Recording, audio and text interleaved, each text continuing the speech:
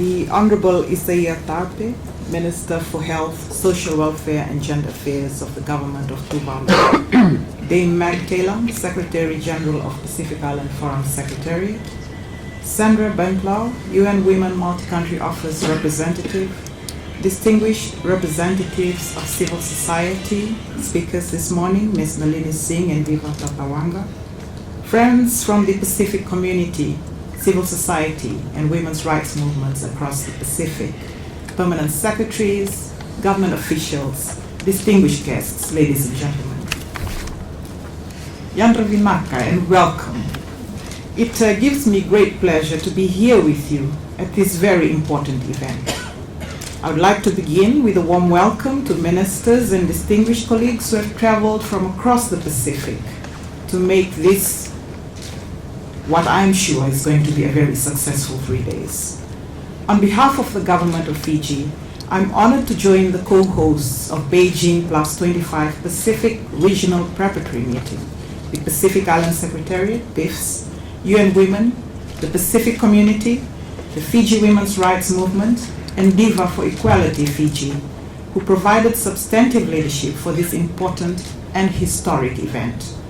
I must also take this opportunity to thank each of these co-hosts for the role you have played in bringing the Pacific women leaders, feminists, and officials here today to prepare us as a region for the amplification of the voices of Pacific women and girls on issues that matter to us in the upcoming Asia-Pacific Regional Meeting in Bangkok, CSW in New York next year, and beyond. But more importantly, to coordinate our efforts, take stock of what we have done, identify the gaps that continue to exist, in closing the gender gap in the Pacific. As individual nations, we are small, but collectively as a group, our united voice can influence regional and international bodies to consider issues that are unique to us as a Pacific people. Let's use these 3 days to find that song, a song that we can all identify with, a song that we will sing loudly together and clearly when we talk about gender equality nationally, regionally, and internationally. Colleagues, nearly 25 years ago, some 30,000 women and men from nearly 200 countries arrived in Beijing, China, for the 4th World Conference on Women. Determined to recognize the rights of women and girls as human rights, the conference culminated in the adoption of the Beijing Declaration and Platform for Action, the most comprehensive policy agenda for the empowerment of women. In Beijing, we dreamt that the daily lives of all women and girls would be radically transformed, that girls in the future would be born in a world full of opportunities where they could learn and grow, that every woman and girl could lead a life free from all forms of violence and oppression, with access to education, health care, decent work, and decision-making at all levels. These dreams were put on paper and became global agreements that we expected would be translated into reality. In the years following, women and girls pressed these dreams and agenda forward, leading local, regional, and global movements on issues ranging from economic empowerment to ending violence against women and girls, from sexual and reproductive health rights to climate justice and equal pay.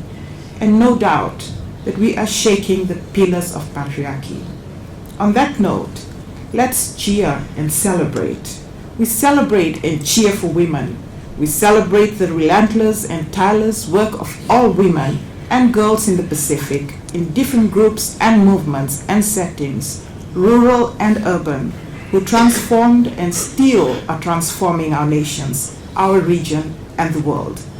The achievements of the last 25 years have been indeed significant, and the transformation of some of the challenging conditions Pacific women and girls face is notable, in particular in the area of progressive legislative frameworks, education, reducing maternal mortality rate, and leadership.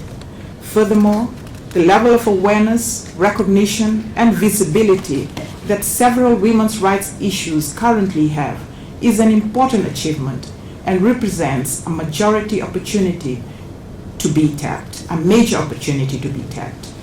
Such transformations indeed were advanced by the Beijing agenda, and more importantly, by the enormous work of women's rights organizations.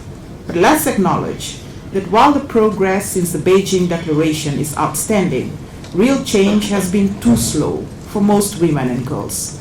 It has not been deep enough, consistent, or comprehensive enough, and it is not irreversible. Not one single country in the world has achieved gender equality. Violence against women and girls remains a regional epidemic for us in the Pacific, where women and girls continue to experience multiple forms of violence at home, at work, and in public spaces. It is important to recognize that violence against women and girls is an extreme manifestation of gender inequality in a society and systemic gender-based discrimination. Girls in the Pacific are still constrained by social norms, including harmful practices like child marriages, deeply rooted gender roles, a widespread burden of unpaid care and domestic work, unequal power and voice, and outright discrimination.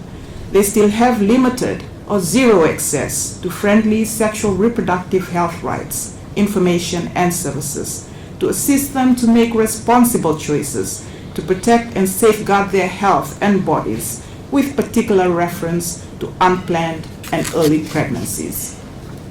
Across the Pacific, men outnumber women in paid and formal employment, while women make up most of the population engaging in vulnerable and informal employment. Women work more, earn less, and have fewer choices about their livelihoods and futures, with less access to resources and information.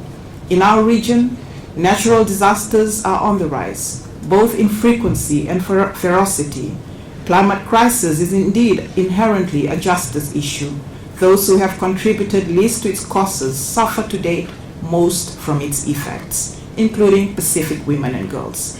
Colleagues, in Beijing 25 years ago, we knew that we were making history together because we were pushing the boundaries of what had been possible, and we were building a global consensus to advance gender equality and women's rights that would serve as a blueprint for all the work ahead. And to me, it is for the same reason that the Beijing Plus 25 anniversary cannot be business as usual. It shall give us clear direction on where our efforts must and will focus in order to deal once and for all with this greatest human rights violation, gender inequality. Colleagues, as Pacific Island countries, we need to commit to a few things. 1. Be united in full reaffirmation of the Beijing Platform for Action. 2. Build stronger regional consensus to advance gender equality. And 3. Form coalitions that will take meaningful actions forward with urgency and accountability, regionally and globally.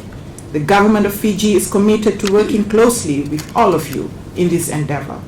I'm personally looking forward to the next 3 days of discussions, consensus, collective deliberation, and celebration. The outcome of Pacific Beijing Plus 25 Regional Preparatory Meeting and close collaboration in the months ahead can lead the way to greater commitment, coordination, and action for Pacific women and girls. With these words, I wish us all a very productive and successful meeting 3 days ahead. I wish you all the very best, and I declare this meeting open.